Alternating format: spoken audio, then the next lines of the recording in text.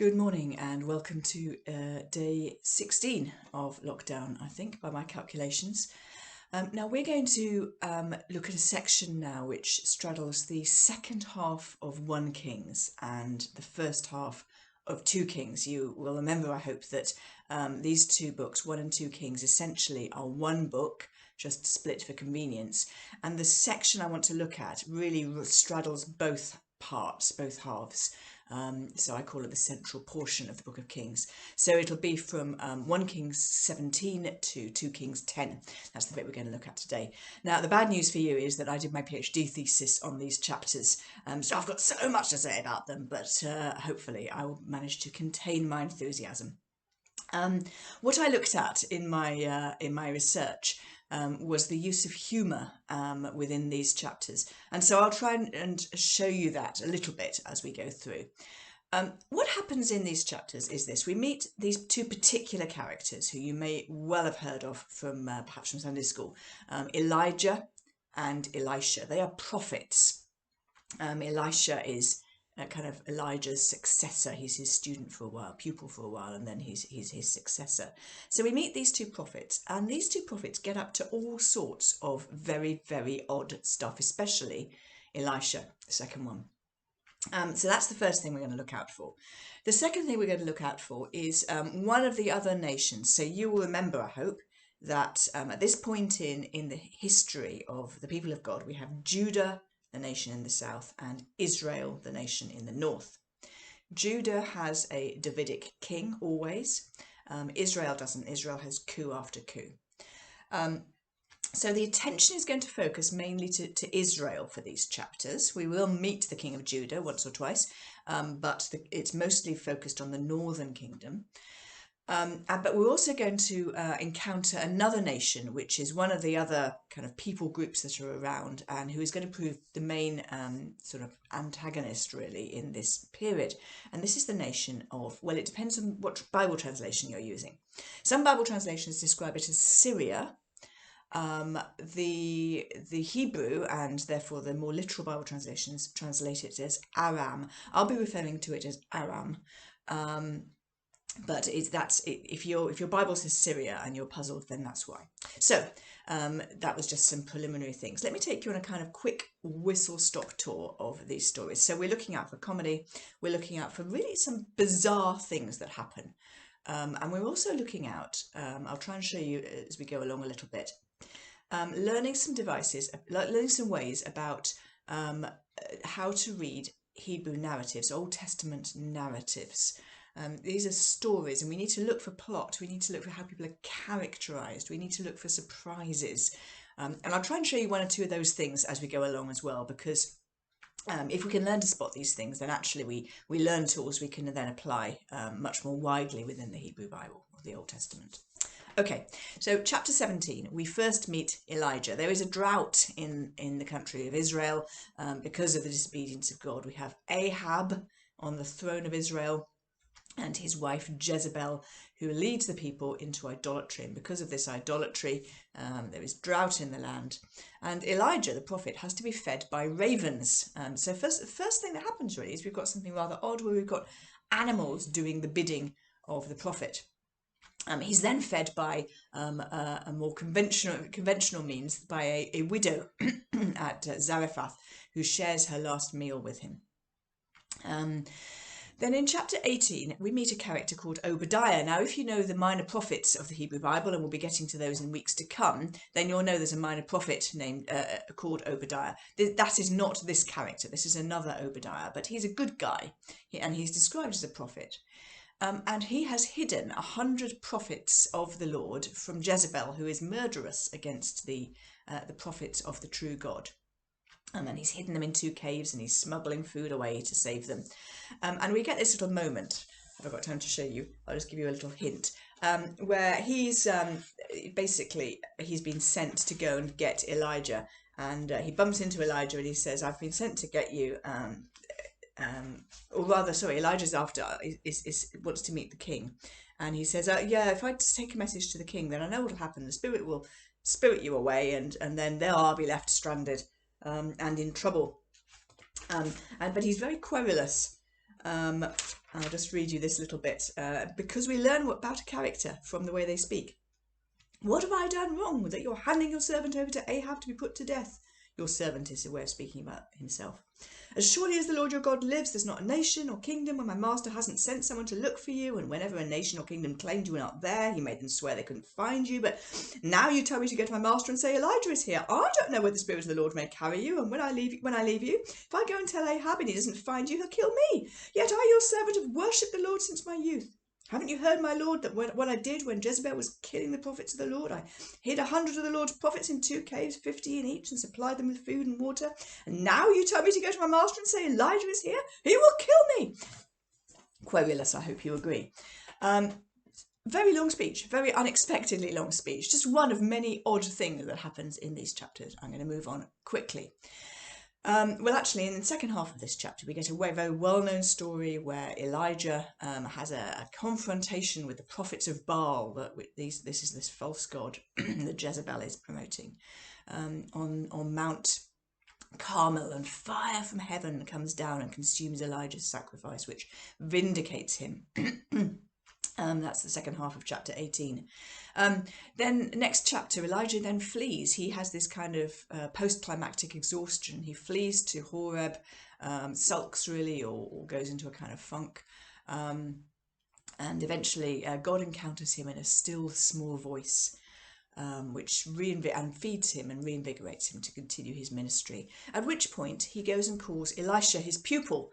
So we first meet Elisha in this chapter. Now, in chapter 20, we first encounter Aram for the first time in any significant sense, where the King Ben-Hadad of Aram wages war against Samaria. And you will remember that Samaria is the capital city of Israel. If you get a chance, have a look at the characterization of Ben-Hadad in that chapter. He's described as drunk. He's described twice as drinking himself into a stupor. And then we get what I think is the only recorded moment in the biblical storyline of somebody's drunken speech.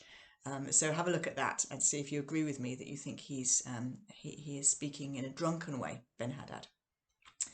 Chapter 21, we get a story of the abuse of power.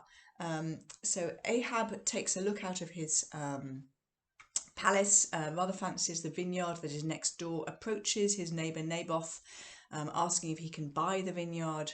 Naboth refuses. Naboth refuses because he's not allowed to dispose of his patrimonial land. His own ancestral land must stay in his family, and it's against the law to dispose of it. And so he refuses, and he invokes God's name in his refusal. Ahab declines to acknowledge that Naboth has valid reasons. He goes home and sulks. Ahab's wife Jezebel takes matters into her own hand, gets Naboth killed on a trumped up charge, and they take possession of the vineyard. They think all is well, but a prophet is sent to them, and the prophet Elijah is sent to them.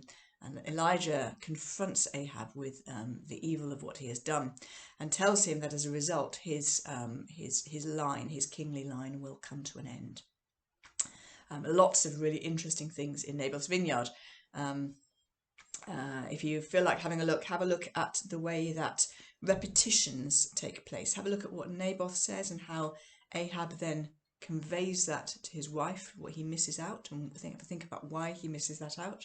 Have a look at the way that Jezebel tells Ahab what she has done and how she conceals some of what she's done when she talks to him. It's worth looking at what people say and what they don't say. Okay, chapter 22. Ahab wants to go to war to reclaim some territory. He approaches the king of Judah, who at this point is an ally, and says, will you come to war with me? And the king of Judah says, well, have you consulted God on this matter?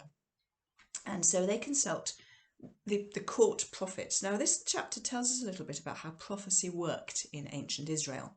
So there are these, I think it's 400 court prophets.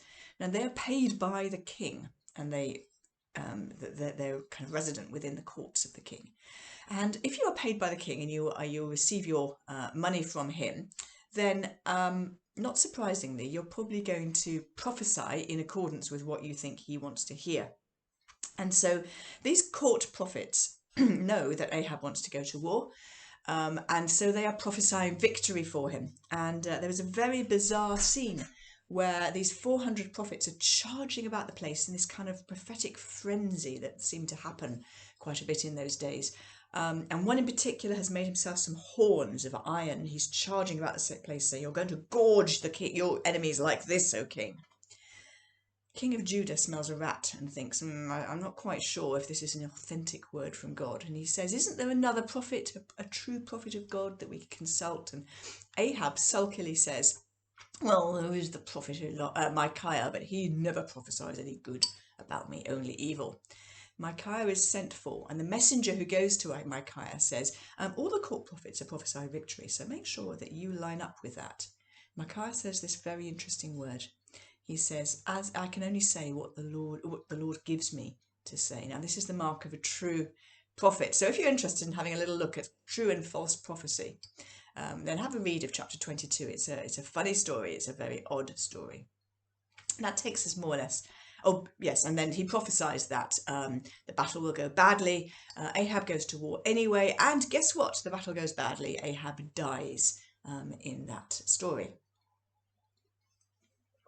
In the beginning of 2 Kings now, we just turn the page into the next part of the story. We get an odd story where Elijah calls down fire from heaven. In the following chapter, chapter 2, Elijah is taken up to heaven. He doesn't kind of die in the conventional sense. He's swept up to heaven by the horses and chariots of fire. And Elisha, his pupil, sees this happen, picks up his cloak, and begins his own ministry. Doesn't begin it very well, I have to say. Begins it by trying to reenact one of Elijah's miracles and failing in the first instance. Elijah had parted some waters to go to this place where he's translated from. Elisha has to have 2 goes to kind of repeat that miracle on the way back. And then we get a really dreadful little story where Elisha is being jeered by some lads who've come out of Bethel, jeered for being bald. And he calls down a curse upon them, and these 2 bears come out of woods and maul these boys. God is not described as doing this. Elisha is described as doing this by some kind of supernatural power. And I don't think we're supposed to approve of this. It's a terrible story. It gives a lot of people anxiety when they read it. Don't imagine that we're supposed to approve of everything this man does. He's a loose cannon who does a lot of crazy and sometimes really quite abusive stuff. We'll move on. Chapter 3. The current enemy of the day are the Moabites. And the Moabites come and attack the nation. And they are defeated by a visual hallucination sent by God. Have a look at chapter 3 if you're interested in that. They see something that causes them to flee. And it's a deceptive vision that they have. Chapter 4. Elisha is fed by a widow who shares her last drops of oil with him. It sounds quite like that first instance in the incident in the book of Elijah, in the story of Elijah, sorry. There's a lot of mirroring between Elisha and Elijah. Elisha then goes on to raise the son of a Shunammite woman who has been kind to him, and feeds his kind of brother prophets in the wilderness in a couple of rather odd miracles. Chapter 5 of 2 Kings. We meet an odd story where the commander of the king of Aram, remember that Aram was attacking the nation just a few chapters ago, and the military commander of the king, who has leprosy, comes and sends to Elisha for healing, and Elisha heals him, but only when Naaman, this commander, is willing to humble himself and dip into the Jordan River 7 times. More bizarre stories in chapter 6. We get a floating axe head, a story which seems to serve no real purpose. So it's hard to understand what this is doing here. He doesn't pray when he does this miracle. What's the purpose of the miracle? Interesting questions, you might ask. Someone perhaps should have done a PhD on that.